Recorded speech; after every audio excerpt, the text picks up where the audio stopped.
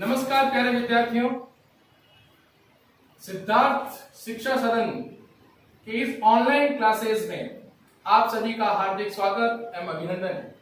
मैं सत्यनारायण सोनी सिद्धार्थ शिक्षा सदन के माध्यम से संचालित ऑनलाइन क्लासेस के अंतर्गत हिंदी विषय के बारे में अध्ययन कराऊंगा, अध्यापन कराऊंगा।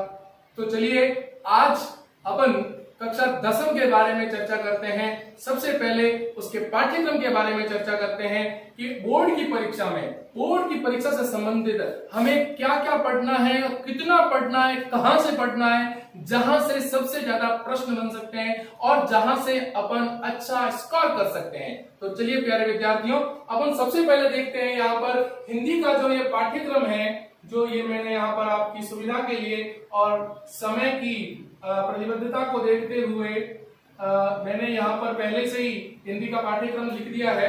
हिंदी के पाठ्यक्रम के अंतर्गत हम देखेंगे कि क्या क्या आपको पढ़ना है, जिसमें सबसे पहले आता है अपठित बोध, जिसमें अपठित का तात्पर्य होता है जो अपने पढ़े हुए नहीं है, यानी पूर्वोत्तर की कक्षाएं जो आप 9th 8th में पढ़ते थे, उसमें से कोई अपठित गद्यांश हो और उस अपठित गद्यांश के दो भाग, गद्यांश और गद्यांश के दोनों भागों के अंतर्गत एक पद्यांश भी आता है, वो होगा और वो 8 अंक का होगा।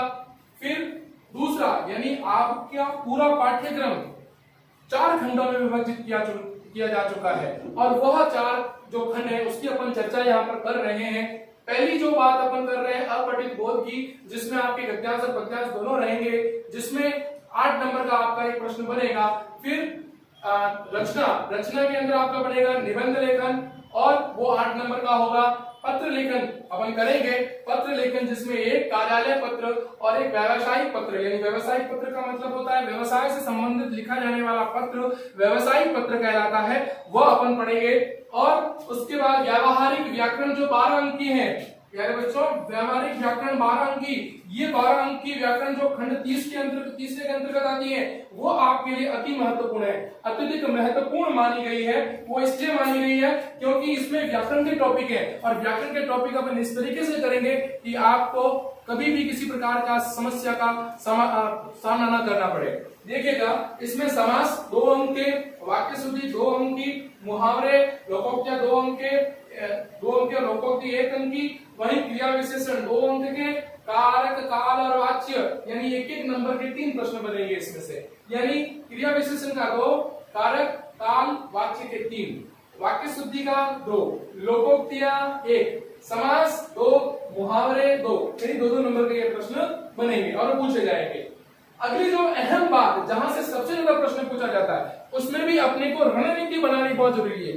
ध्यान रखना, आप बोर्ड के विद्यार्थी हो और आपकी रणनीति सुनियोजित होनी चाहिए। और इसके अंतर्गत जो सबसे पहले है गद्य की व्याख्या 2 आएगी विकल्प में अथवा में, तो वो आएगी 12 नंबर की, ठीक है ना। उसके बाद आएगा आपका 2 निबंधात्मक प्रश्न गद्य भाग का, ये भी 12 नंबर के आएंगे, यानी निबंधात्मक प्रश्न 1-1 नंबर बनेगा, एक गद्य का 1 पद्य का निबंधात्मक प्रश्न बनेगा। उसके बाद 6 लघुरात्मक प्रश्न बनेंगे, 3 गद्य के, 3 पद्य के, टोटल 12 अंक के, 4 अति लघुरात्मक प्रश्न बनेंगे, 2 गद्य के, 2 पद्य के, 6 अंक के और 2 रचनाकारों के परिचय। वेरी इंपॉर्टेंट क्वेश्चन, ध्यान रखना, जो अध्याय अपन पढ़ रहे हैं, चाहे वो काव्य खंड के हो, चाहे वो गद्य खंड के हो, ये गद्य खंड और काव्य खंड दोनों में से एक कवि या एक लेखक आप परिचय के बारे में पूछेगा और उसके 6 अंक का एक प्रश्न, 3-3 नंबर का प्रश्न बनेगा आपके, जो आपके लिए अति महत्वपूर्ण है। मैं आपको यह बता दूं कि अगर अपन सही रणनीति से करेंगे तो बोर्ड की परीक्षाओं में आपके अच्छे अंक आने के आसार होंगे। तो अपने को रणनीति इसी तरह से करनी है जिससे कि हम अच्छा स्कोर कर सके, ठीक है। आशा करता हूं आपको पाठ्यक्रम के बारे में समझ में आया होगा।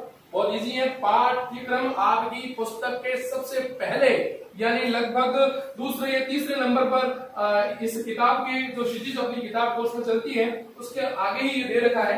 सामान्य परिचय देने का तात्पर्य मेरा यही था कि रणनीति से अपन अध्ययन करें तो निश्चय ही हम सफलता की ओर बढ़ेंगे। चलिए मित्रों, अब अपन देखते हैं कि अपना जो काव्य खंड है, उस काव्य खंड के अंतर्गत जो काव्य खंड रहता है, उस काव्य खंड में सबसे जो पहला पाठ है वह पाठ है अपना सूरदास। बहुत अच्छा पाठ है सूरदास।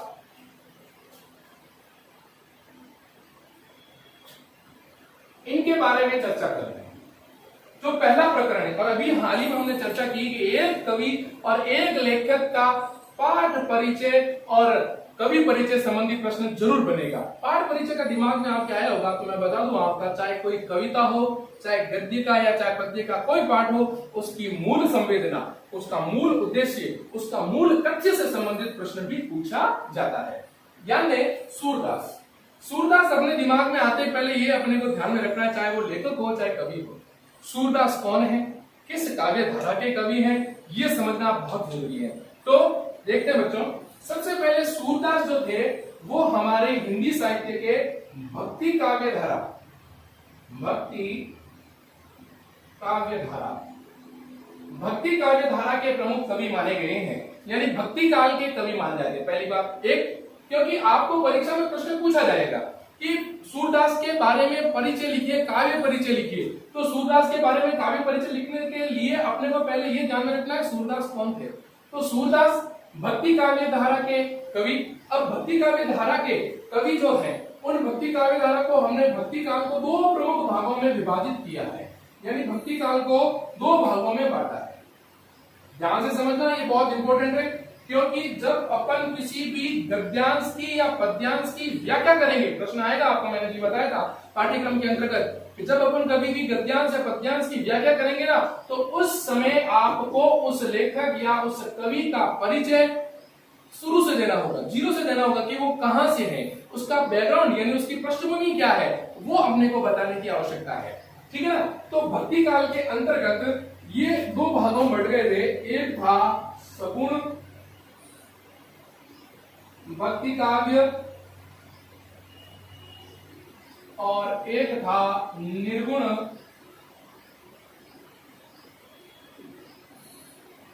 भक्ति काव्य। ध्यान से समझिएगा, क्योंकि बहुत महत्वपूर्ण है, ये जानना जरूरी है, क्योंकि सब प्रसंग व्याख्या जब हम करेंगे तो उसमें लिखने की आवश्यकता रहेगी। सगुण का मतलब होता है साकार रूप, साकार रूप। किसका साकार रूप? ईश्वर या परमात्मा का साकार रूप का पूजन, यानी ईश्वर और परमात्मा के साकार रूप का वर्णन यहाँ पर देखने को मिलता है। साकार रूप के पूजा करते हैं। मित्रों ध्यान रखना, भक्ति काल के अंतर्गत दो शाखाएं बढ़ चुकी थी, एक सगुण एक निर्गुण। सगुण जो थे वो ईश्वर के साकार रूप को मानते थे, क्योंकि ईश्वर साकार है, ईश्वर का एक रूप निर्धारित है। और जो निर्गुण भक्ति काव्य के थे, वो निर्गुण भक्ति काव्य के जो थे वो ईश्वर के निराकार रूप को मानते थे। देखो अपन काव्य खंड के अंदर पढ़ेंगे, जब कभी भी पढ़ेंगे तो अपने दिमाग में ये होना चाहिए कि वो कवि किस काव्य धारा का कवि है। तो यहाँ पर ईश्वर के साकार रूप का वर्णन और ईश्वर के निराकार रूप का चित्रण करना ही भक्ति काल के अंतर्गत आया था। अब बात जब सूरदास की चल रही है, तो सूरदास भक्ति काल के काव्य धारा की सगुण भक्ति काव्य धारा के कवि थे। अब सगुण भक्ति काव्य धारा के अंदर भी मत थे, संप्रदाय थे, उन्होंने भी अपने अलग अलग क्या बना दिए, मत और संप्रदाय बना दिए। इन्होंने भी सोचा कि हम इस परमात्मा को या इस ईश्वर को मानते हैं, तो इसकी भी दो शाखाएं विभाजित हो गई। इसकी दो शाखाएं यूं विभाजित हो गई, एक तो कहलाई कृष्ण भक्ति काव्य धारा और दूसरी कहलाई राम भक्ति काव्य धारा।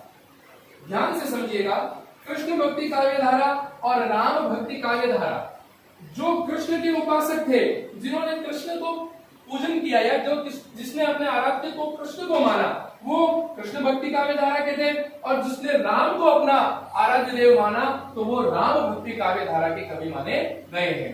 अब बात करते हैं यहाँ पर कि कृष्ण भक्ति काव्य धारा के प्रवर्तन के रूप में या कृष्ण भक्ति काव्य धारा के प्रतिष्ठित कवि, कृष्ण भक्ति काव्य धारा के प्रतिष्ठित कवि, कृष्ण भक्ति काव्य धारा के माने जाने वाले कवि, वो थे हमारे सूरदास। कौन थे? सूरदास। ध्यान रखना, सबसे इंपॉर्टेंट बात सूरदास। और राम भक्ति काव्य धारा के माने जाने वाले कवि थे तुलसी, यानी तुलसीदास। सूर सूर तुलसी तो शशि उदय केशव दास, है ना। तो इस प्रकार निर्गुण काव्य धारा को भी हमने 2 भागों में बांटा था, वो अभी आएगा, अपन पढ़ेंगे, उस समय भी आप उसकी चर्चा करेंगे, लेकिन बता देता हूं मैं आपको। निर्गुण को हमने माना था, जिसमें एक तो था ज्ञानाश्रयी और एक था प्रेमाश्रयी। ज्ञानाश्रयी को अपन कबीर की काव्य धारा कह सकेंगे, ठीक है ना, और प्रेमाश्रयी को अपन सूफी, इसे कह सकते हैं संत काव्य धारा, जो अपन कबीर पढ़ेंगे। फिर इसमें प्रेमाश्रय में जो आती है वो सूफी काव्य धारा, सूफी काव्य धारा। तो अपने जो यहाँ पर चर्चा हो रही है सूरदास की, तो सूरदास किस काल के कवि थे? भक्ति काल की सगुण काव्य धारा की कृष्ण भक्ति काव्य धारा के प्रतिनिधि कवि। आप व्याख्या में ऐसे लिखोगे, जब संदर्भ प्रसंग की बात चलेगी, संदर्भ प्रसंग की बात चलेगी, जब अपने इस प्रकरण में जिसमें कृष्ण और राधा का प्रथम मिलन है और इसके बाद भ्रमर गीत सार के कुछ पद हैं, तो जब अपन इसका अध्ययन करेंगे तो इनकी व्याख्या करते समय हमें इन बातों का ध्यान रखना पड़ेगा कि सूरदास, अपन लिखेंगे संदर्भ प्रसंग में कि सूरदास कौन थे। तो सूरदास भक्ति काव्य धारा के, सगुण भक्ति शाखा के, कृष्ण भक्ति काव्य धारा के प्रमुख प्रतिनिधि कवि के रूप में माने गए, यानी प्रतिनिधि कवि जिन्होंने प्रवर्तन किया, जिन्होंने सबसे पहले माना, वो कौन से कवि थे? अपने सूरदास, ठीक है।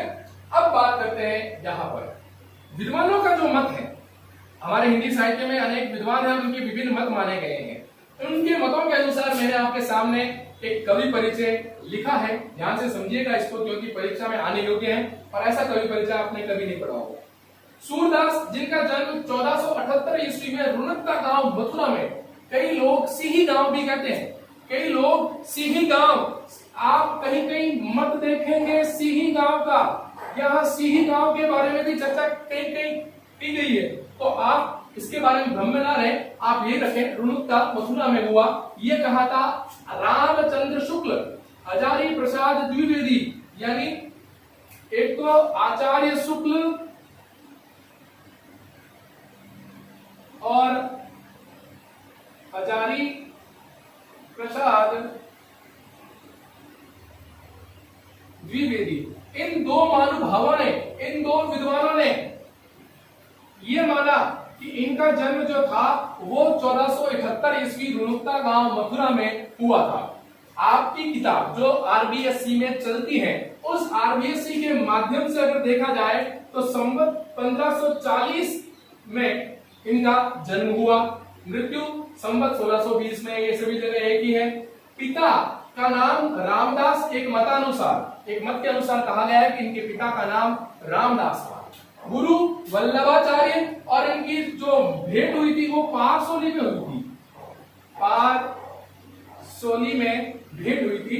और इनको अनेक कवियों ने उपनामों से पुकारा, जीवनोत्सव, यानी जीवन को उत्सव के रूप में मानते थे वो, इन्हीं इनको कहा जीवनोत्सव कवि, वात्सल्य रस सम्राट कवि। आप सूरदास को पढ़ते आए हैं 9th क्लास से, 8th क्लास से, उन्होंने सबसे ज्यादा सूरदास ने कृष्ण के बाल्य अवस्था का चित्रण किया है। इसमें उन्होंने वात्सल्य रस का अत्यधिक प्रयोग करने के कारण इसे वात्सल्य रस सम्राट भी कहा गया है, जीवनोत्सव कवि कहा गया है। और ये कहने वाले थे आचार्य रामचंद्र शुक्ल, ठीक है ना, इन्हें खंजन नयन के नाम से भी पुकारा जाता है। बात करते हैं आगे कि इनके बारे में कुछ कथन जो विभिन्न विद्वानों और लेखकों ने कहे हैं। जैसे आचार्य रामचंद्र शुक्ल ने कहा, सूरदास की भक्ति पद्धति का मेरुदंड पुष्टि मार्ग है, यानी पुष्टि मार्ग के ज्ञाता थे। कौन? सूरदास पुष्टि मार्ग के ज्ञाता थे। आपको याद करनी पड़ेगी ये परिभाषा, लेकिन बहुत महत्वपूर्ण है परीक्षा की दृष्टि से। फिर वही विठलनाथ ने कहा था, है ना, विठलनाथ ने भी कहा था कि पुष्टि मार्ग का जहाज, किसको? सूरदास को। और ये कथन बहुत ज्यादा सर्वोपरि प्रिय है, महत्वपूर्ण है। कौन सा? यह है सूरदास की जब मृत्यु हुई तब विठलनाथ ने कहा था, क्या कहा था? कि पुष्टि मार्ग को जहाज जात है, पुष्टि मार्ग को जहाज जात है, जाए कछु ले न हो सो ले। यानी जिस किसी को पुष्टि मार्ग के बारे में ज्ञान लेना है वो उस जहाज के साथ जाकर भेंट करके ज्ञान अर्जित कर सकता है। बहुत बड़ी बात विठलनाथ ने किसने कही? विठलनाथ ने किसकी मृत्यु पर कही? सूरदास की मृत्यु पर कही। अब बात करते हैं कि सूरदास की जो भक्ति भावना थी, बच्चों ध्यान रखना, सबसे ज्यादा जो भक्ति भावना थी वो सखी और सखा भाव की थी। जो इसके पद्य लिखे गए हैं वो सबसे ज्यादा इसमें लिखे गए हैं। कहीं कहीं दास्य भाव और विनय के भाव भी मिलते हैं, लेकिन सबसे ज्यादा सख्य भाव देखने को मिलता है। इनके द्वारा रचित कुल ग्रंथ जो है वो 25 है, लगभग 25 ग्रंथ इन्होंने लिखे हैं। लेकिन मुख्य ग्रंथों में सूरसागर, जिसमें से सबसे अधिक पद आप कहां कहां पढ़ेंगे? 9th क्लास में पढ़ा होगा, 10वीं क्लास में पढ़ा है आपने, अब आप 11th में और 12th में भी आगे पढ़ोगे। जो सूरदास के अंतर्गत एक पाठ आता है भ्रमर गीत, और अपने इस प्रकरण में भ्रमर गीत के ही पद हैं। भ्रमर गीत क्या होता है वो मैं बताऊंगा आपको। भ्रमर गीत क्या है? सुर सरावली, साहित्य लहरी, और इनके काव्य की भाषा ब्रज थी। रस, श्रृंगार और वात्सल्य रस, जब इन्होंने श्रृंगार की पद लिखे तो वात्सल्य रस का भी पद लिखे थे। आप इसका स्क्रीनशॉट ले सकते हैं।